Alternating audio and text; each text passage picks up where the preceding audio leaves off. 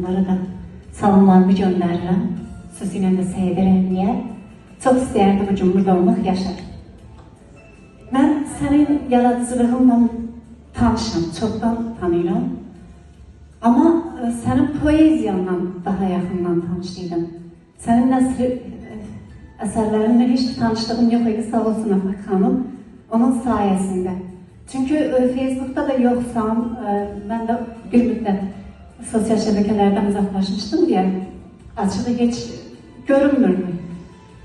Yenə Afaq xanım səbəb olmuşdu Səidənin kitab təqdimatında. Şeirlərində lirika daha çoxdur, amma Yaşarın nəsr əsərlərini oxuyanda mən həqiqətən heyran qaldım. Yəni, heyran qalmamaq əldə deyil. Deyil, bir dərviş bir gün bir öz şeyxinə soruşur ki, ya şeyx, dünya və ahirət səadətini qazanmaq üçün neyləmək lazımdır? Şeyx deyir ki, könül dediğin şey ki var, o Allah'a aittir. Eğer istəyirsən ki, dünya və ahirət nemətini qazanasan, ora heç kim səni bırakma. Allah'tan qeyri. Dərviş fikirləşir, düşünür, deyir, ya şeyx, axı mən qulam, insana, xata eləyə bilərəm. Yoldan ötən bu qədər çoxdur ki, azaram, könlümə bir başqasını bırakaram. Yəni, bu mənim üçün bir yol deyil. Bunun başqa bir yolu yoxdur mu? Şeyx baxır, var oğlum, var evladım. Bunun üçün könlündə başqa birini gəzdirməyəm. Ancaq könlünü Allah'a verən birini tap və onun könlünə yol sal. Deyir, axı, onun könlündən mən necə qazanacam o səadəti? Deyir, axı, yaradan olduğu yerə baş çəkir, nəzər salır.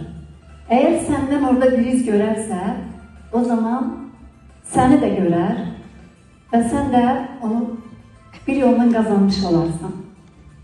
Yaşar, sənin əsərlərində kiçicik də olsa, o nəsr əsərlərində, mən o qədər dərinliyə indim ki, adlarını çəksəm bəlkə də biraz şişirtmiş olaram, amma çok sevdiğim yazıcılarla ruh ekizliği göründü. Yaşar'ın eserlerinde Yaşar, Yaradan'ın bu dünyaya biçtiği o rengarenkliği, doğanın özüne məxsusluğunu pozmamağa çalışır. O aşılayır ki, Allah Teala, Yaradan, Tanrı, o aslında o söz ki var, sözün qüdrəti qarşısında hamımız acizik. Söz, içimizde o Yaradanla bizi bağlayan en büyük körpüdür. En doğal körpüdür. İnsan yıkılanda söze tapınır. Necə ki, yaşlı bir insan yaşlanır, hasaya tapınan kimi, insan da yıkıldığı zaman, sarsıldığı zaman sözün qüdrətinə sığınır. O qüdrətdən özünə kam alır, yol alır. Yaşar, sənin yolun uzaqdır. Düzdür, biraz çətindir. Sən artıq o insan anatomiyasını oxuyursan. Yəni, insanın o yolculuğa getməsi öz anatomiyasını oxumaqdan başlayır.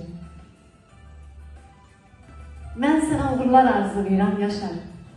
Sənin əsərlərində həqiqətən kainatla nəfəs-nəfəsə vermək var. Ataların gözəl bir məsəli var, birini əkərsən, onu da biçərsən. Yəni, ataların o sözünə istinadən yazılmış əsərlər də var orada. Sağ ol, qardaş, mən sənin qələmin qarşısında baş əyirəm. Zaten sənin imzana böyük hörmətin vardı, amma bu əsərləri, küçücük əsərlərlə sən mənim gözümdə daha da böyüdün. Sağ olsun Afaq xanım da, o könlündəki o dəryadan, o pay ayırdı, sən o könülə girdin artıq. Yəni, İnci sarayından bir inci aldın. Allah bizlərə də bəxş eləsin. Sağ olun Afaq xanım. Bir də Yaşar'ın bir şeirini oxumaq istəyərdim. Yaşar, poeziya prozanı üstəliyib biləsən.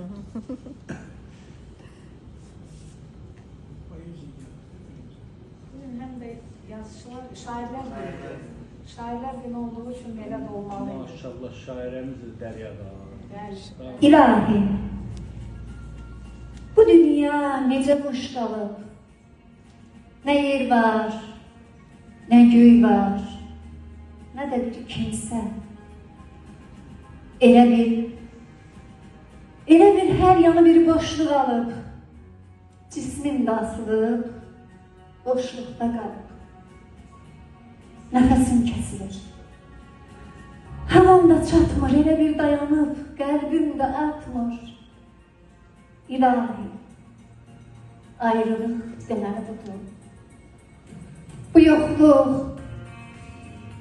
bu boşluq deməli odur. Deməli, bu imiş hər şeyin sonu. Deməli, hər şeyin bilmişəm onu. Nə varsa, o yoxsa boşmuş, hədərmiş. Deməli, mən indi bildim, ilahi, dünya mənim üçün biricə nəfərmiş. Qələminə bilirəm, qardaş. Sağ olun.